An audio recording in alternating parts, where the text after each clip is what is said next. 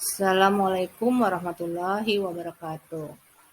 Pembelajaran fisika pada kali ini yaitu mengenai materi induksi magnet. Kalau kalian lihat gambar berikut, ada gambar sutet. Apa itu sutet? Sutet itu adalah saluran udara tegangan ekstra tinggi. Sutet itu digunakan untuk memtransmisikan energi dari pusat pembangkit PLN, ya, di mana nanti energi listriknya itu disalurkan kepada kita sebagai konsumen sehingga pasokan listrik dari PLN dapat kita gunakan dalam kehidupan sehari-hari. Nah, sutet ini memiliki kapasitas eh, hampir sebesar tegangannya 500 kilovolt.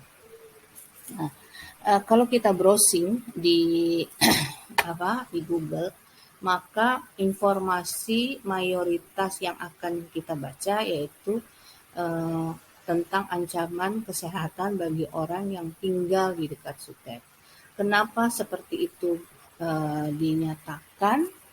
Karena tegangan tinggi dari sutet ini tentunya akan menghasilkan arus yang besar pula, ya. Nah, ternyata ada penelitian arus yang berasal dari tegangan tinggi ini akan menghasilkan suatu induksi yang disebut dengan induksi magnet. Nah, untuk lebih dalamnya mari kita bahas mengenai magnet itu terlebih dahulu. Oke. Kita bahas dulu mengenai medan magnet. Medan magnet adalah daerah atau tempat, ya, di sekitar magnet yang masih dipengaruhi gaya tarik magnet, ya. Medan magnet itu sendiri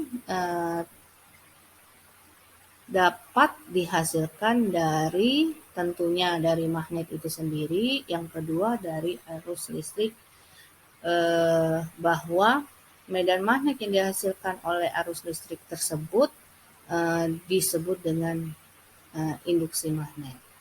Gambar berikut adalah gambar magnet batang di mana kutub utara north, garis gaya magnetnya itu menuju keluar, sedangkan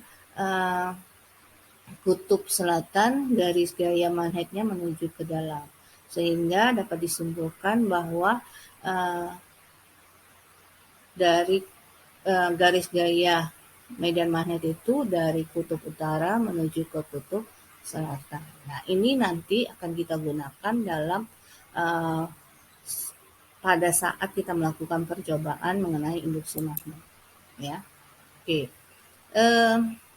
Induksi magnet ini ahli fisika yang menyelidiki adalah Hans Christian Ørsted.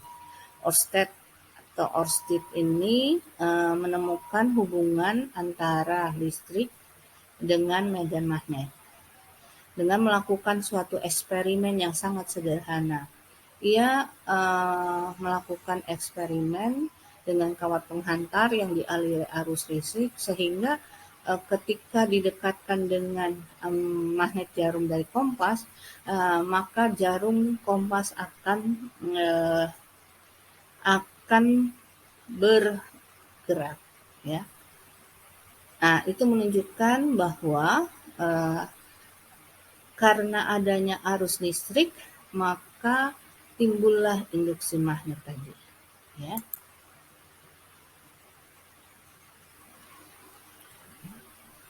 Oke. Baiklah, kalian perhatikan gambar berikut ini. Ini ada suatu kawat penghantar yang dihubungkan dengan sumber tegangan baterai, lalu disambungkan dengan sebuah lampu, ya. Dan ketika saklarnya disambungkan, maka tentunya ada arus yang mengalir. Ingat, arus mengalir dari kutub positif menuju kutub negatif, ya, sehingga nanti lampu akan menyala. Ya. Nah, ketika suatu kompas didekatkan pada kawat penghantar ini, uh, maka jarum pada kompas ini akan bergerak.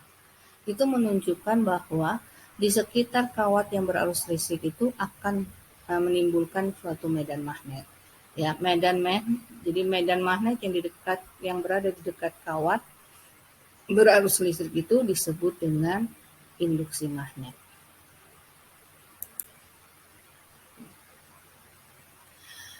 Untuk menunjukkan arah medan magnet berdasarkan dari arah arus listrik tadi, kita menggunakan kaidah tangan kanan.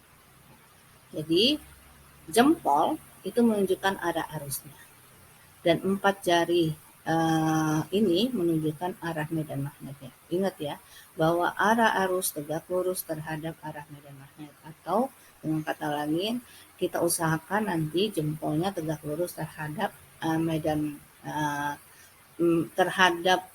terhadap 4 jari ini ketika akan menentukan arah medan magnet pada kawat yang berarus tadi yang didekatkan dengan jarum kompas. Ya. Oke, kita kembali tadi. Jadi seperti yang diinformasikan tadi, bahwa ketika kawat penghantar ini dihubungkan dengan sumber tegangan dan menyebabkan lampu pada kawat penghantar ini akan menyala, menunjukkan bahwa ada arus yang mengalir. Arus mengalir tentunya dari kutub positif menuju ke kutub negatif. Maka ketika pada kawat penghantar ini kita dekatkan dengan jarum kompas, bagian utara dari jarum kompas ini akan bergerak. Nah, arah geraknya itu kita menggunakan kaidah tangan kanan. Ya, kita mulai dari jempol dulu. Jempol ini kita telusuri mulai dari keluarnya arus pada kutub pada kutub positif ini, lalu kita belokkan nanti jempolnya sampai ke sini gambarnya seperti yang tampak pada gambar. Jempol sejajar dengan kawat penghantar, maka 4 jari yang lain itu akan mengarah ke atas. Yang tadinya jarum kompas yang merah ini sebelum didekatkan dengan kawat penghantar, dia arahnya sejajar dengan bagian utara ini, maka ketika didekatkan dengan kawat penghantar, dia akan bergerak menuju atau bergerak ke atas sesuai dengan arah kaidah tangan kanan ini, 4 jari ini. Ya, 4 jari ini kan arahnya ke atas, maka dia bergerak, badannya lurus, bergerak ke atas. Atau dengan kata lain, arah gerak kutub utara ini searah dengan arah jarum jam. Ya, nah itu bisa kita ambil suatu kesimpulan di sini bahwa jika arah arus listrik mengalir sejajar dengan jarum kompas dari kutub selatan menuju ke kutub utara jarum kompas akan menyimpang berlawanan dengan arah jarum jam. Ya, kalau misalnya kutub positifnya sejajar dengan kutub selatan. Tapi yang kedua kita baca, jika arah arus listrik mengalir sejajar dengan jarum kompas dari kutub utara menuju ke kutub selatan, maka kutub utara jarum kompas akan menyimpang searah dengan arah jarum jam. Seperti tadi, kita kembali dulu ya. Jadi di sini kan arah kutub positif ini sejajar dengan kutub utara ya menuju ke kutub selatan. Maka seperti yang dikatakan tadi, kalau dari utara, kita kembali, kalau dari utara menuju ke selatan, maka kutub utaranya akan bergerak atau menyimpang searah dengan putaran arus jarum jam. Kita kembali lagi ya. Jadi di sini yang tadinya lurus jarum kompasnya dari utara ke selatan, dia akan bergeraknya ke arah 4 jari ini, atau dari menuju kesimpulan tadi, bergerak searah dengan arah jarum jam. Kalau dibalik, misalnya nanti selatannya di sini, di kiri, utaranya di sini, maka jarum kompas pada kutub utara akan menyimpang ke berlawanan dengan arah jarum jam, ya. Nah, oke. Oke. Nah, di sini kalian bisa melakukan praktek sesuai dengan kelompok yang sudah dibagikan untuk menentukan arah medan magnet dan dengan menggunakan arah arus listrik dengan menggunakan kaidah tangan kanan, ya. Sama seperti tadi.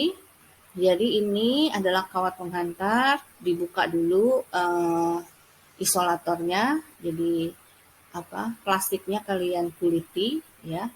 Lalu lilitkan pada paku kiri dan kanan, ya. Lalu kawat penghantar lain sama kalian lilitkan pada paku ini, ya.